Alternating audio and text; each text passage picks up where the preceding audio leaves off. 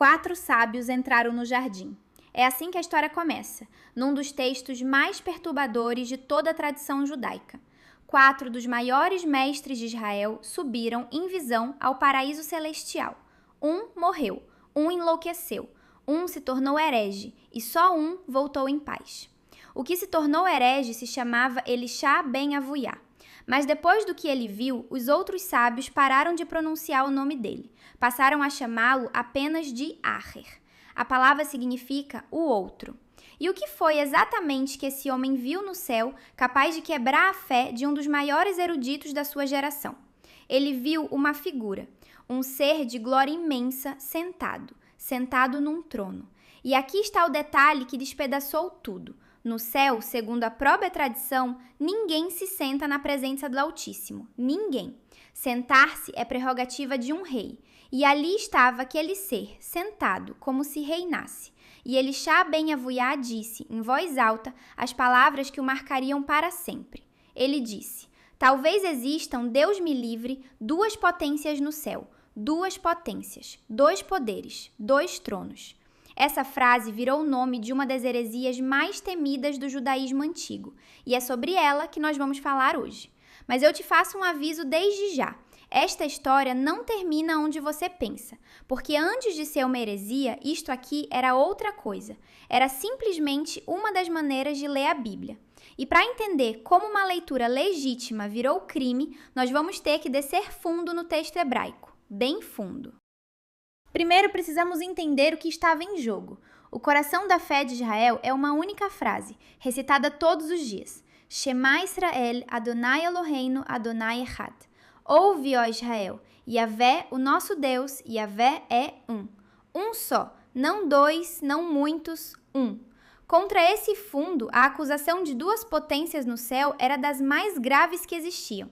Era acusar alguém de rachar o monoteísmo ao meio, de olhar para o céu e ver, ao lado de Deus, um segundo poder divino. Era, aos olhos dos rabinos, o início do caminho que levava à idolatria.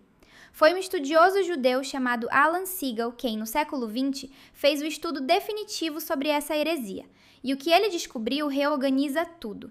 Segal demonstrou que essa ideia das 2 potências era uma das categorias básicas pelas quais os próprios rabinos enxergaram o surgimento do cristianismo. Foi uma das questões centrais sobre as quais o judaísmo e o cristianismo se separaram. Mas agora preste muita atenção, porque aqui está a virada que muda o vídeo inteiro. A categoria de heresia no judaísmo não existia ainda no 1º século, ela é posterior.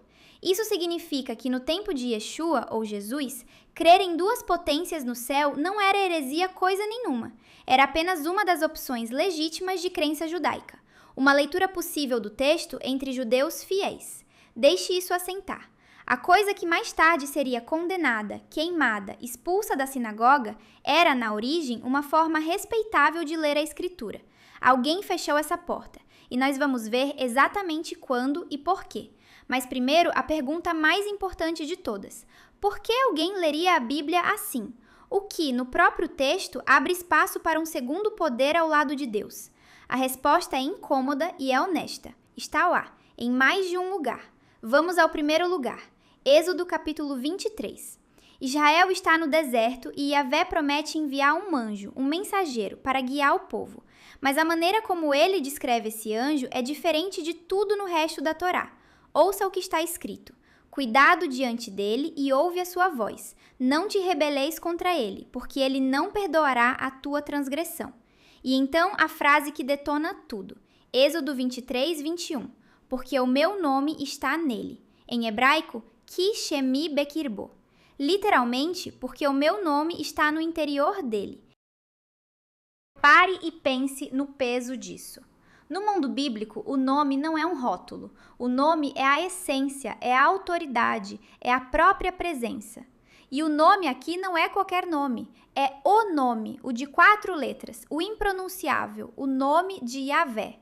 E Deus diz que esse nome está dentro desse anjo.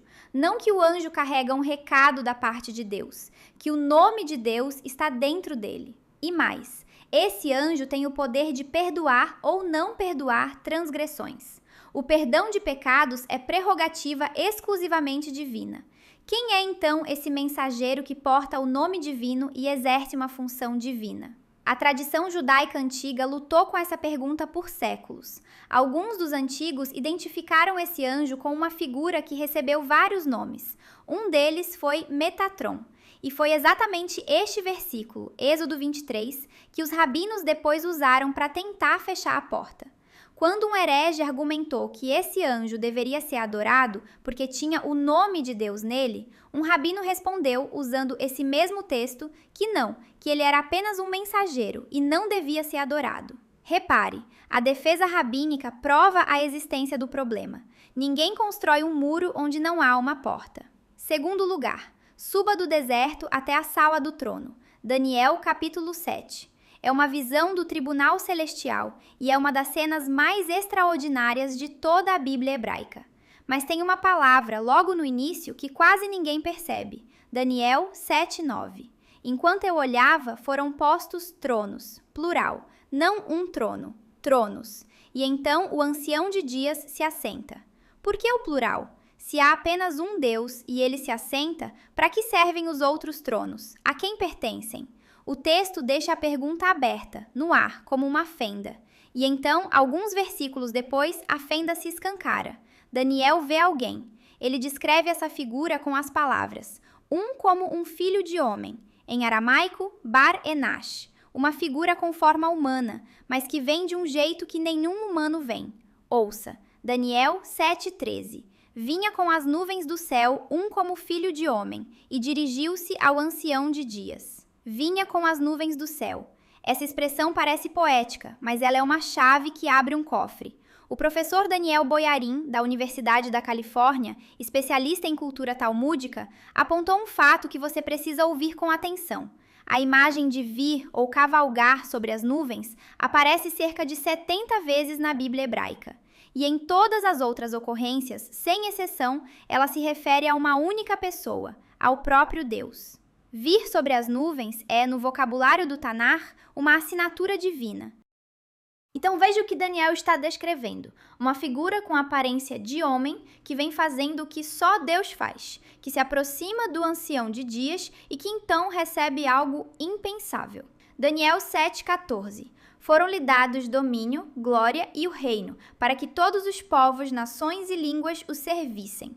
A palavra traduzida por servir ali é a palavra que se usa para o serviço, o culto, prestado a uma divindade. Todos os povos prestam a essa figura semelhante a um homem aquilo que, em todo o resto da Bíblia, só se presta a Deus. 2 tronos, uma figura humana sobre as nuvens e adoração universal entregue a ela. E agora você entende por que ninguém precisou inventar nada. Estava no texto. A essa altura, uma pergunta justa surge. Será que isso é só uma leitura forçada de alguns poucos versículos isolados? A resposta dos estudiosos é não. Existe um padrão por trás disso, e ele tem raízes profundas no mundo do Antigo Oriente Próximo. O modelo é o do conselho divino.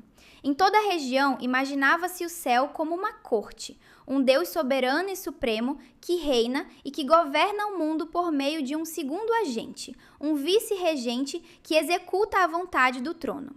Israel reformulou essa imagem à sua maneira sob a soberania absoluta de Yahvé, mas o padrão da figura do agente que age em nome do trono, que porta a autoridade do trono, permaneceu no texto.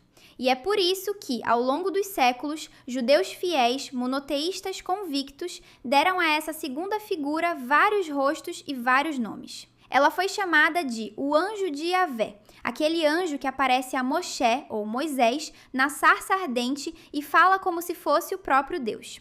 Ela foi chamada de a palavra, o Memra, nas traduções aramaicas da Escritura. Ela foi chamada de a sabedoria, que estava com Deus antes da criação. Ela foi chamada de Metatron, o príncipe da face. Em alguns textos místicos, ousadamente, ela foi chamada de o Yahvé menor. Eu vou ser cuidadosa aqui. Essas tradições não são todas iguais e nem todas têm a mesma autoridade. Algumas são especulação mística tardia. O ponto não é endossar cada uma delas, mas o padrão por trás de todas.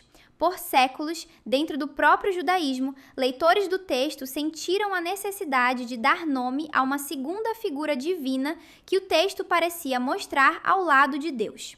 Não foi um, foram muitos, e nenhum deles era messiânico ou cristão. Guarde isso para o que vem a seguir, porque muda completamente o sentido de uma cena famosa do Novo Testamento. Mas precisamos ver o que aconteceu com essa leitura. Em algum momento do segundo século da nossa era, segundo a reconstrução de Segal, os rabinos tomaram uma decisão. A leitura das duas potências, que antes era uma opção legítima, foi declarada heresia, minut, e quem a sustentasse era um min, um herege. Por quê? O que mudou?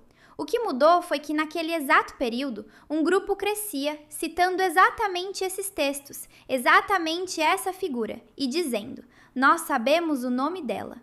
Esse grupo eram os seguidores de Yeshua.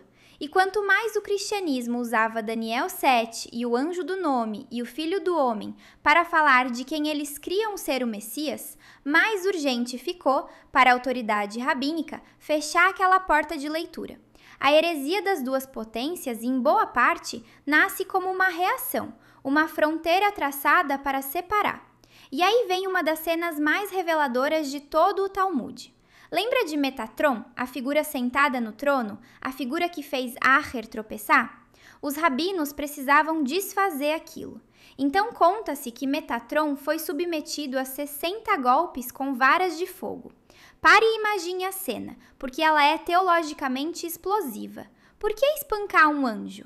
A resposta é dada no próprio texto, para demonstrar que Metatron não era um deus, porque um deus não pode ser punido. Um deus não apanha. Ao receber os golpes, a figura provava que era criatura e não criador. Era um anjo e podia ser castigado como qualquer servo. Em outras palavras, o segundo poder foi literalmente derrubado do trono e posto de pé à força. A teologia foi feita com uma vara de fogo. E foi exatamente o versículo de Êxodo 23, o anjo que porta o nome, que um rabino usou para encerrar a questão. Não o adorem, porque, apesar do nome, ele é apenas um mensageiro.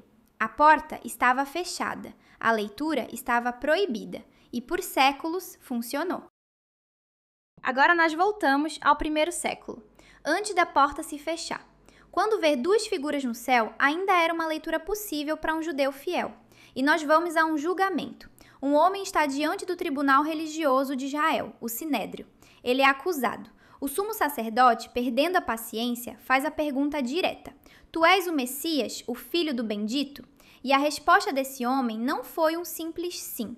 Ele fez algo muito mais ousado. Ele citou o texto. Ele citou Daniel 7. Marcos 14, 62. Eu sou, e vereis o Filho do Homem assentado à direita do poder e vindo com as nuvens do céu. Ouça as palavras que ele escolheu. O Filho do Homem, vindo com as nuvens do céu, assentado à direita do poder. Ele não escolheu essas palavras por acaso. Ele pegou a figura exata de Daniel 7, a figura que vem sobre as nuvens, a assinatura divina, a figura que se assenta num dos tronos, e disse, na cara dos juízes, sou eu. E agora você entende a reação. O sumo sacerdote rasgou as próprias vestes e gritou, blasfêmia. Por muito tempo, ensinou-se que ele reagiu assim porque um homem qualquer se dizia importante. Não foi isso. Ele reagiu porque entendeu perfeitamente a reivindicação. Ele conhecia Daniel 7. Ele sabia exatamente quem era aquela figura sobre as nuvens. E ouvir um homem de carne e osso parado à sua frente dizer eu sou aquela figura, era reivindicar o segundo trono. Era reivindicar ser a segunda potência. E aqui está a tese inteira deste estudo, agora que você viu toda a evidência se acumular. A segunda figura divina não foi uma invenção do cristianismo, ela já estava no texto hebraico. O anjo que porta o nome em Êxodo, os dois tronos de Daniel, o filho do homem que recebe a adoração das nações. Por séculos, judeus fiéis souberam que ela estava ali e tentaram dar nome a ela. O Memra, a sabedoria, o anjo do Senhor, o Yahvé menor. A reivindicação de Yeshua não foi acrescentar um segundo Deus a uma fé que só tinha um. Foi olhar para a segunda figura que já estava no texto, a figura que vinha sobre as nuvens e dizer: "Este sou eu." O cristianismo não inventou a porta, ele afirmou ter encontrado a chave. Você não precisa concordar com essa conclusão para reconhecer o que a história nos mostrou. A leitura existia antes de ser proibida. A figura estava no texto antes de ter um nome. A pergunta proibida sobre duas potências no céu talvez não fosse o início de uma heresia. Talvez fosse alguém vendo, cedo demais, algo que estava lá o tempo todo. Continue cavando o texto comigo. Que o Espírito Santo te dê olhos para enxergar o que está escrito e discernimento para distinguir o que o texto afirma do que o intérprete propõe. Ele é fiel para guiar quem busca com humildade. Até o próximo estudo. Shalom!